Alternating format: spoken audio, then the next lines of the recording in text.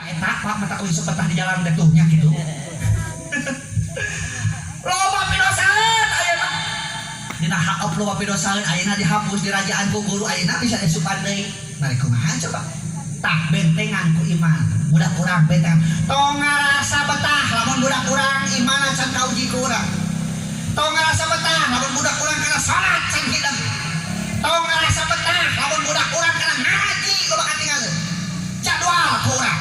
Maghrib waktu ngaji, waktu pelajar sekolah, waktu sekolah, waktu ulin, waktu membantu. Ulah sakadaek. Budak geus dahar, mana budak sadahar di tetangan tanyakeun. Ibi, aya putra ade. Nah kunaon Bu Haji, can tuangnya eta. Eueuh sugan ka tetangga. Aya budak abdi teh, can salat kita budak teh, aya kitu di dieu.